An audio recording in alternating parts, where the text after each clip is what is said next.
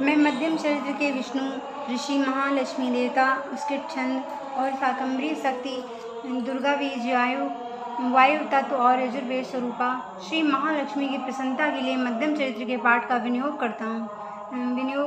करती हूँ। मैं कमल के आसन पर बैठी हुई प्रसन्न मुख वाली महिषासुरमर्दिनी भगवती महालक्ष्मी का भजन करती हूँ, जो अपने हाथों में अष्टमाला, फरसा, गदा, बाण, वज्र, धनुष, कुंडिका, दंड, शक्ति, खड्ग, ढाल, शंख, घंटा, मधुपान, शूल, पास और चक्र धारण करती हैं। ऋषि कहते हैं, पूर्व काल में देवताओं और असुरों में पूरे 100 वर्षों तक घोर संग्राम हुआ। उसमें असुरों का स्वामी महिषासुर था और देवताओं के नायक इंद्र थे। उस युद्ध में देवताओं की सेना महाबली असुरों की सेना से परास्त हो गई। संपूर्ण देवताओं को जीतकर महिषासुर इंद्र बन बैठा। तब पराजित देवता प्रजापति ब्रह्मा जी को आगे करके उस स्थान पर गए जहाँ भगवान शंकर और विष्णु विराजमान थे। देवताओं ने महिषासुर के पराक्रम तथा अपनी पराजय का यथावत वृतांत उन दोनों देवष्णुओं से विस्तार पूर्वक कह सुनाया। वे बोले, भगवान महिषासुर सूर्य, इंद्र, अग्नि, वायु, चंद्रमा और वरुण तथा अन्य देवताओं के भी अधिकार छीन कर स्वयं ही सबका अधिष्ठाता बन बैठा है।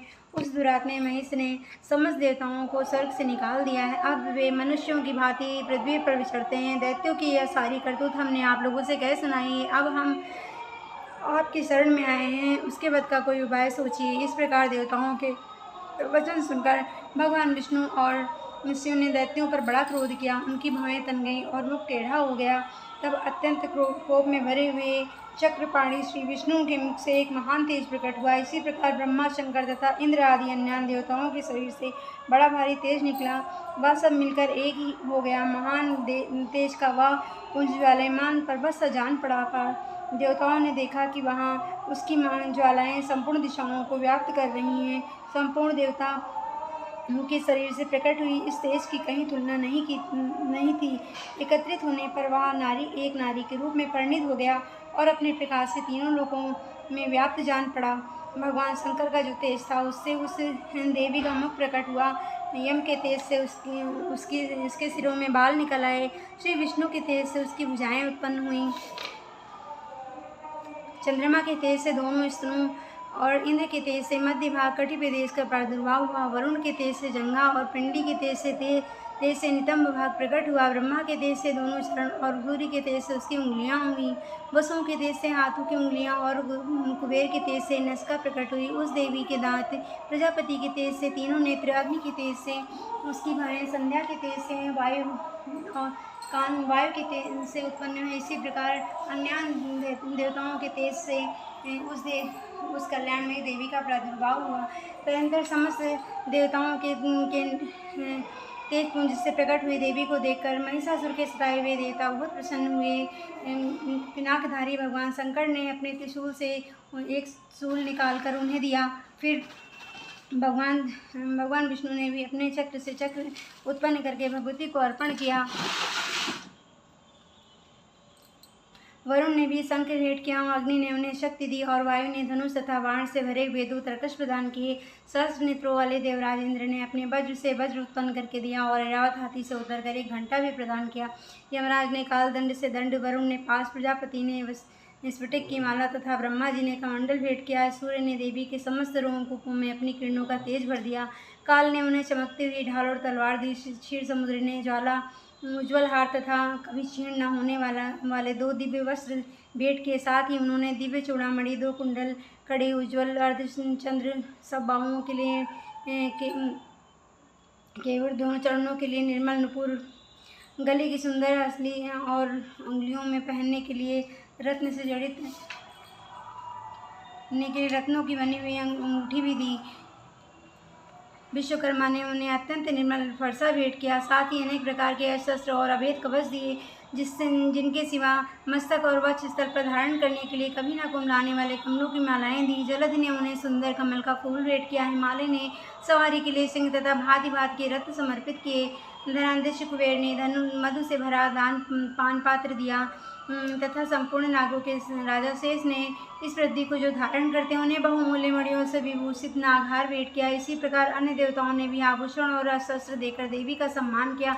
तत्पश्चात उन्होंने बारंबार अट्टहास पूर्वक उच्च स्वर से गर्जना की। उनके भयंकर नाद से संपूर्ण आकाश गूंज उठा। देवी का वह अत्यंत उज्ज्वल स्वरूप में किया हुआ सिंहनाद कहीं समा न सका। आकाश उसके सामने लघु प्रतीत होने लगा। उससे बड़े जोर की प्रतिध्वनि हुई, जिससे संपूर्ण विश्व में हलचल मच गई और समुद्र कांप उठे, पृथ्वी डोलने लगी और समस्त पर्वत हिलने लगे। उस समय देवी ने अत्यंत प्रसन्नता के साथ सिंहवाहिनी भवानी से कहा, देवी तुम्हारी जय हो। साथ ही महिषासुर महर्षियों के भक्ति भाव से विनम्र होकर उनका स्तवन किया। संपूर्ण त्रिलोकी को क्षोभग्रस्त देखकर दैत्यगण अपनी समस्त सेना को कवच आदि से सुसज्जित कर हाथों में हथियार ले सहसा उठ खड़े हो गए। उस समय महिषासुर ने बड़े क्रोध में आकर कहा, यह क्या हो रहा है? फिर वह संपूर्ण अस्त्रों से गिरकर उस सिंहनाद की ओर लक्ष्य करके दौड़ा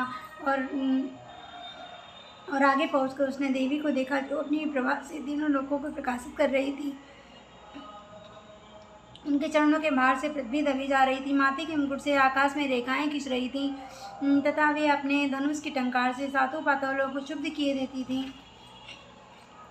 देवी अपने चारों भुजाओं से संपूर्ण दिशाओं को आच्छादित करके बड़ी खड़ी थी। तदंतर उनके साथ दैत्यों का युद्ध छिड़ गया। नाना प्रकार के शस्त्रों के प्रहार से संपूर्ण दिशाएं उद्भासित होने लगी। चिच्चुर नामक महान असुर महिषासुर का सेना नायक था। वह देवी के साथ युद्ध करने के लिए अन्य दैत्यों की चतुरांगिनी सेना साथ लेकर चामर भी लड़ने लगा। 60,000 रथियों के साथ आकर उदग्र नामक महादैत्य ने लोहा लिया। 1 करोड़ रथियों के साथ लेकर महाअनु नामक दैत्य युद्ध करने लगा, जिसके रोम तलवार के समान तीखे थे। वे अश्लोमा नामक महादैत्य 5 करोड़ रथी सैनिकों सहित युद्ध में 8 अटा 60 लाख रथियों में से घिरा हुआ वास्कल नाम दैत्य भी उस युद्ध भूमि में लड़ने लगा।